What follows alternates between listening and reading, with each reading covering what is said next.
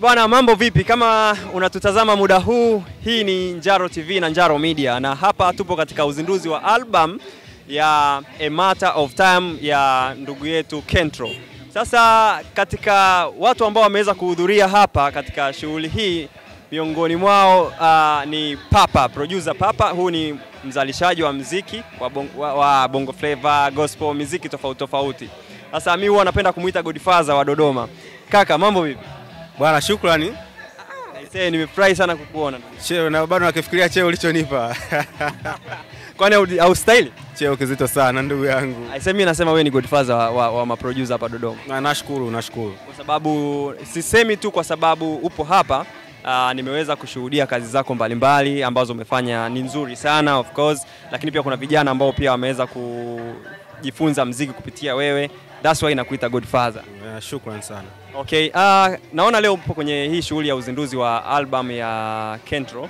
Unajisikiaje kuwa miongoni mwa watu ambao ni waalikwa na umeweza kuhudhuria hapa? Kwanza kabisa najisikia vizuri sana kwa sababu mimi ni mtu ambaye nipo kwenye tasnia muziki, nipo kwenye hii sanaa. Kwa unapoona mtu anafanya kitu kama hichi, mtu anatengeneza event, mtu anatengeneza hatua fulani kwenye career yake, mimi najisikia vizuri sana kwa sababu nafikiri muziki wetu unahitaji event kama hizi nyingi, unahitaji watu kuthubutu na kufanya hatua kama hizi wajitokeze kwa wingi. Kwa hiyo ninapoona mtu anaweza akafanya hivi akaonyesha uthubutu, mimi nafurahi sana na nimejitahidi sana nisikose hii event na nafurahi sana kuwa hapa. Okay. Katika hizi ngoma ambazo ameziweka kwenye albamu yake, kuna ambazo umehusika kwa namna moja ama nyingine? Hapana. Haupo. Okay. Lakini pia ukiambiwa umzungumzie Kentro ni mtu wa aina gani? Kentro ni mtu safi sana. Mimi sio mtu wa karibu sana na yeye, wala tuna muda mrefu sana tangu tufahamiane, lakini tangu nimemfahamu nimekuja kuona ni mtu safi sana. You can imagine mimi sio mtu wangu wa karibu kiasi hicho na hatujai hata kufanya kazi, lakini tushawahi kuwa na appointment nyingi sana za kufanya kazi, lakini kupishana. Hata mara ya mwisho nafikiri kipindi ananipa hii appointment nilikuwa sipo Dodoma. Kipindi ananipa hii invitation nilikuwa sipo Dodoma.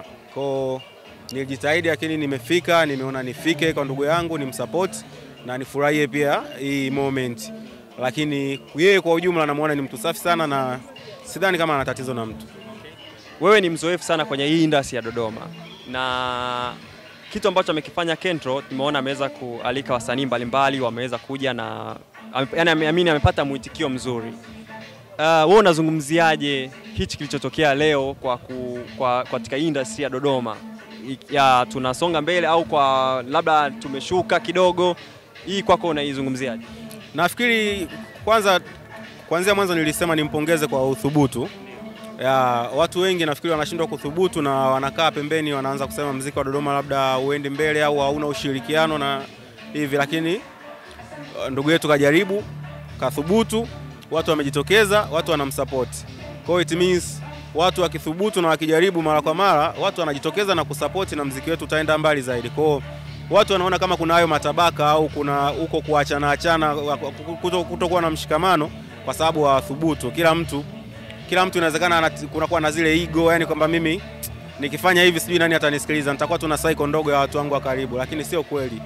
Watu wanaishi kwenye hichi ambacho tunakifanya. Kwa hiyo popote ambapo mwenzetu atafanya chochote kinachohusiana na hichi tunachokifanya, sisi tunatamani kumsupport na tunatamani kifike mbele kwa sababu kesho kitakuwa zamu yetu naye atakuja kutusupport. Yeah. Papa, wewe umekuwa ni producer ambaye umehusika kwenye ngoma nyingi sana pia za wasanii ambao ni A-list wakubwa, na ambazo zimetoka labda na nyingine labda hazijatoka, utaweza ukaniambia. Ila nilikuwa natamani kufahamu ya kwamba nini siri ya kuweza kufika hapo ulipo? Siri ya kwanza ni kumwamini Mungu.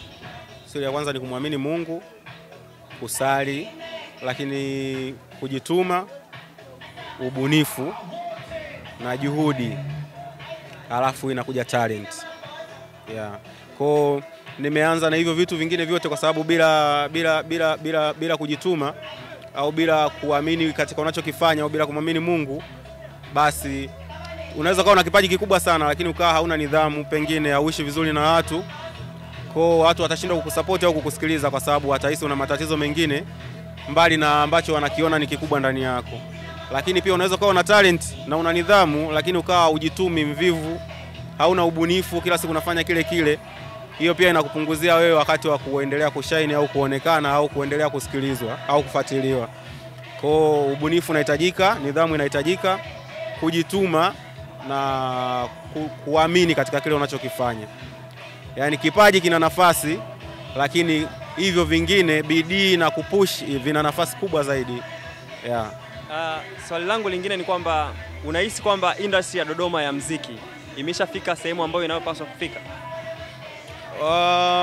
Industry ya Dodoma kusema ukweli bado. Nasema bado kwa sababu wasanii wengi ambao wamekuwa wanaweza wakafanya vizuri au wakaonekana, wamekuwa ni watu ambao wana focus zaidi kwenda kushindana kwenye masoko ya muziki wa nje, yani nje ya Dodoma. Kwa hiyo Dodoma kama Dodoma kwa sasa hivi tukiongelea kwa wakati huu, nafikiri kuna ile motisha ya ndani kama game yetu ikiwa inajiendesha yenyewe imepungua. Kwa hiyo siwezi kusema muziki wetu umefika ambapo unastahili kwa sababu Dodoma ni makao makuu, Dodoma ni makao makuu ya nchi. Dodoma ni sehemu ambayo inafikika na watu mara nyingi, sekta nyingi za kiserikali na makampuni na vitu vingi vimekuja kuwekezwa hapa Dodoma. Kwa Dodoma ilikuwa inabidi uwe ni mji ambao una kiwanda chake kinajitegemea. Yaani kama ambavyo tuseme Nigeria kuna muziki, South Africa kuna muziki, Tanzania kuna muziki, basi ilibidi Dar es Salaam kuna wasanii hivi na hivi, lakini Dar es Salaam wakitoka huko wakija hapa, hata kama hawajai kumsikia huyo mtu, lakini wakifika hapa waambie bwana hapa kuna fulani, kuna fulani, kuna fulani. Hao bila hao hamtoboi. Yaani industry yetu inabidi ifike wakati ijitengeneze na kujisimamia. Mji wetu ni jiji kubwa, linaangaliwa, linategemewa na lina fursa zote. Kwa hiyo muziki wetu unahitaji kwenda mbele zaidi na kujiendesha kwa ukubwa kuliko hapa tulipo. Unafikiri nini kifanyike ili Dodoma ifike hapa ambapo inatakiwa ifike? Nafikiri shughuli kama hizi kwanza, event kama hizi, kwa sababu event kama hizi cha kwanza kabisa zinaonesha mshikamano, lakini cha pili zinakutanisha watu hata ambao mlikuwa hamna mazoea au hamfahamiani kabisa. Kwa mimi nimefika hapa, pengine nimefika kwa sababu ya Kentro, lakini nitakutana na mwanae Kentro ambaye simfahamu. Nitakutana na mtu ambaye labda naye ni producer ambaye mimi nilikuwa simfahamu. Kwa hiyo tutafahamiana kuanzia hapa, wewe ndo fulani, mimi ndo fulani, mimi ndo fulani. Kwa hiyo vinatengeza mshikamano na ushirikiano kwa event kama hizi, lakini pia kufanya kazi nyingi kwa bidii. Yaani kufanya kazi na kupush. Tatizo watu wengi tunakuwa wana vipaji lakini hawapush. Hawajitumi, hawana discipline. Wakifanya ngoma, kaachia ngoma moja labda kafanyiwa interview sehemu fulani inasikika kwenye radio, kaja kufanya interview na Njaro Media hapa, anakuwa na ego, anaanza kujiona kafika sehemu fulani kwamba hata mtu fulani alikuwa anafanya hivi na mimi nishafanya hicho kitu, mimi mwenyewe nishakuwa giant. Kwa hizo ego na nini, tufanye kazi kila siku kama ndo tunaanza. Mimi papa, mimi nashukuru sana kwa muda wako. Bwana, shukrani sana ndugu. Pamoja sana.